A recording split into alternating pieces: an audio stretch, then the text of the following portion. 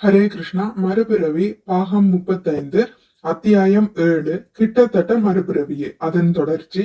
தலைப்பு: ஒருமுறை மனிதனாக பிறந்து விட்டால் எப்போதும் மனிதனாகவே பிறப்போமா? ஆத்மா ஒருமுறை மனித பிறவியை பெற்றுவிட்டால் அதன் பின்னர் வரும் அடுத்த பிறவிகளிலும் மனிதனாகவே பிறக்கின்றான் என்றும் கீழ்நிலை உயிரினங்களில் மீண்டும் பிறப்பதில்லை என்றும் சிலர் நினைக்கின்றனர். மறுபிறவி பற்றி நிலவும் பல்வேறு தவறான கருத்துகளில் இதுவும் ஒன்று. உண்மை என்னவெனில், நாம் மனிதர்களாகவும் பிறக்கலாம், அல்லது நாய், பூனை, பன்றி என எந்த ஒரு கீழ்நிலை உயிர்வாளியாகவும் பிறக்கலாம். இருப்பினும் உயர்ந்த உடல், தாழ்ந்த உடல் என்று எதில் நுழைந்தாலும் ஆத்மாவானது மாற்றமடைவதில்லை. எப்படி பார்த்தாலும் ஒருவன் தனது மறுபிறவியில் அடைய போகும் உடலானது அவன் இப்பிறவியில் எத்தகைய உணர்வுகளை உருவாக்கி கொள்கிறான் என்பதையும் மாற்றங்களுக்கு உட்படாத கர்ம விதிகளையும் அடிப்படையாக கொண்டதாகும். மறுபிறவியை பற்றிய நூல்களிலேயே மிகவும் அதிகாரபூர்வமானதும் கடவுளாலேயே நேரடியாக பேசப்பட்ட பகவத்கீதை, ஒருவன் தமோகுணத்தில் இறக்கும் போது அவன் மிருக இனத்தில் பிறவி எடுக்கின்றான். ஒருமுறை மனிதனாக பிறந்தவன் எப்போதும் மனிதனாகவே பிறப்பான் என்னும் கற்பனை கருத்துக்கு விஞ்ஞானத்திலோ சாஸ்திரத்திலோ எந்த ஒரு சான்றும் கிடையாது. இக்கருத்து நினைவிற்கெட்டாத காலம் தொட்டு கோடிக்கணக்கான மக்களால் புரிந்து கொள்ளப்பட்டு பின்பற்றப்பட்டு வரும் மறுபிறவியின் உண்மையான கொள்கைகளுக்கு முரண்பட்டதாகும். அடுத்த தலைப்பு: மரணம் என்பது பலியற்ற மாற்றமல்ல. மரணம் ஒரு மென்மையான அனுபவம் என்றும் அடுத்த பிறவியிலும் மனிதனாகவே பிறப்போம் என்றும் உறுதியளிக்கக்கூடிய புத்தகங்கள் அபாயகரமான வழிகாட்டிகளாகும். அவற்றை எழுதியவர்கள் மரணத்தை ஓர் அழகான வலியற்ற மாற்றம் என்றும் வளர்ச்சியையும் புதிய உயர்ந்த பரிணாமங்களையும் அனுபவிப்பதற்கான வாய்ப்பு என்றும் காட்டுவதற்கு முயற்சி செய்கிறார்கள். மறுபிறவியை பற்றிய இத்தகைய கவர்ச்சியான நவீன கொள்கைகளை முன்வைப்போர், நாம் மரணத்திற்கு பின்னர் விண்வெளியில் குறுகிய காலம் இருந்துவிட்டு அடுத்த மனித உடலை ஏற்பதற்கு முன்பாக ஒரு வெதுவெதுப்பான இதமான மிதந்து செல்லும் அனுபவத்தை பெறுவோம். அதன் பின்னர் குறுகலான மனித கருவறையினுள் நுழைவோம்.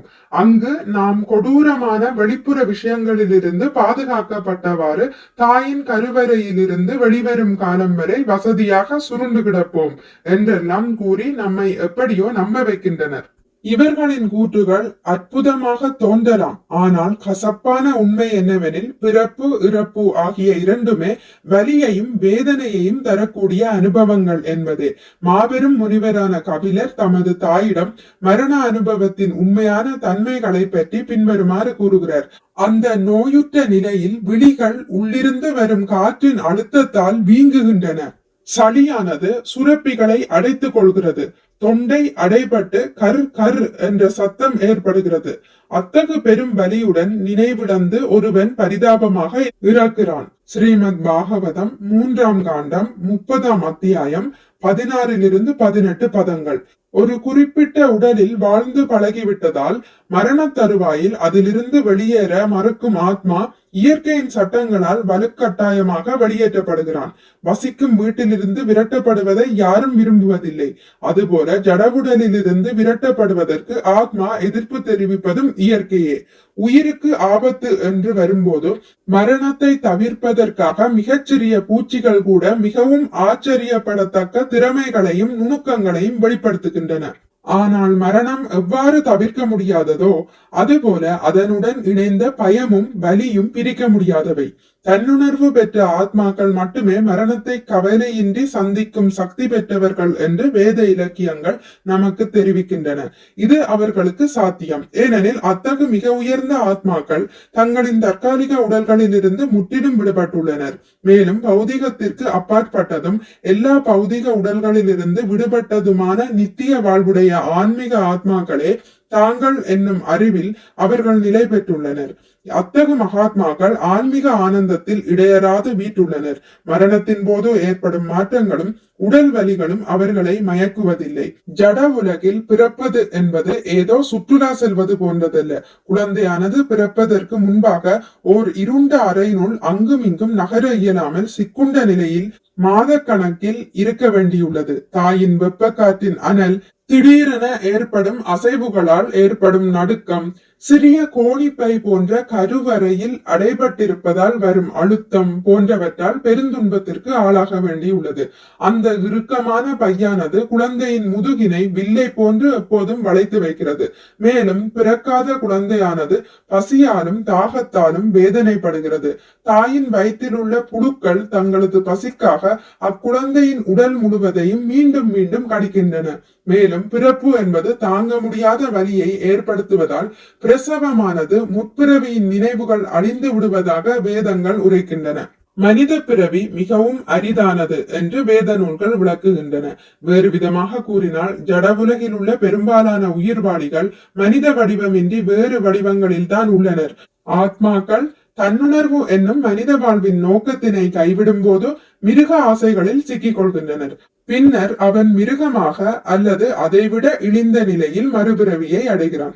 மறுபிறவியை பற்றிய பிரபல நூல்களின் கருத்துக்களை, நம்பிக்கைகள், அபிப்பிராயங்கள் சந்தேகத்திற்கு உட்பட்டவை, கற்பனைகள் என்றுதான் நாம் எடுத்துக்கொள்ள முடியுமே தவிர அதிகாரபூர்வமானதாக ஏற்றுக்கொள்ள முடியாது. வெளியுலகம் சட்டங்களால் ஆளப்படுகிறது. சூட்சும உலகமோ மறுபிறவி, கர்மம் போன்ற சட்டங்களால் ஆளப்படுகிறது. பகவத்கீதை மற்றும் நூற்றுக்கணக்கான இதர வேத நூல்களில் விளக்கப்பட்டுள்ள இயற்கையின் இந்த சூட்சும ஆனால் கடுமையான சட்டங்களே மறுபிறவியினை உண்மையாக இயக்குகின்றன. இந்த சட்டங்கள் ஏனோ தானோ என்று திடீரென்று முளைத்தவை அல்ல, மாறாக உன்னத ஆளுநரான ஸ்ரீ கிருஷ்ணரின் கட்டுப்பாட்டின் கீழ் இயங்குபவை. இதனை கிருஷ்ணரே பகவத்கீதையில் 9.10 பின்வருமாறு உறுதி செய்கிறார். இந்த ஜட இயற்கை எனது மேற்பார்வையின் கீழ் இயங்குகிறது. இதன் கட்டுப்பாட்டின் கீழ் இவ்வுலகம் மீண்டும் மீண்டும் படைக்கப்பட்டு அளிக்கப்படுகின்றது. மறுபிறவியை பற்றிய நவீன கருத்துகள் ஆச்சரியமாகவும் யதார்த்தமாகவும் தோன்றலாம். ஆனால் அற்பமான எளிமையாக்கப்பட்ட, துல்லியமற்ற மற்றும் தவறாக வழிநடத்தப்பட்ட இதுபோன்ற கருத்துகள் எவ்வளவுதான் வசீகரமானதாக இருந்தாலும் நமது நம்பிக்கைக்கு உகந்தவை அல்ல. நாம் அடைய வேண்டிய இலக்கானது இவற்றை காட்டிலும் மிகவும் முக்கியமானதாகும். நவீன புத்தகங்கள் இத்தகைய குறைபாடுகளுடன் இருக்க, வேத இலக்கியங்களோ மறுபிறவியின் விஞ்ஞானத்தை நடைமுறைக்கு ஏற்ற விரிவான பயனுள்ள வகையில் பல்லாயிரம் ஆண்டுகளாக வழங்கி வருகின்றன. இவற்றில் உள்ள ஞானமானது புத்திசாலி மனிதர்கள் தங்களது அறிவை மேன்மேலும் வளர்த்து முன்னேறுவதற்கும், முடிவற்ற பிறப்பு இறப்பின் சுழற்சியிலிருந்து இறுதியில் முற்றிலுமாக விடுதலை பெறுவதற்கும் உதவுகின்றன. இதுவே மனித வாழ்வின் உண்மையான குறிக்கோளாகும். ஹரே கிருஷ்ணா. இத்துடன் முடித்துக் கொள்கிறேன். இனி அடுத்த பதிவில் அத்தியாயம் 8 வேண்டாம் மறுபிறவி என்பதை பற்றி வாசிக்கலாம். மிக்க நன்றி. ஹரே கிருஷ்ணா. உங்களுக்கு இந்த வீடியோ பிடித்திருந்தால் லைக் பண்ணுங்கள், ஷேர் பண்ணுங்கள், சப்ஸ்கிரைப் பண்ணுங்கள். நோட்டிபிகேஷன் பெல்லை அழுத்துவதன் மூலம் அடுத்த பதிவுகள் உங்களை வந்தடையும். பகவான் ஸ்ரீ கிருஷ்ணரை பற்றி கேட்டு மகிழ்வோம். ஹரே கிருஷ்ணா.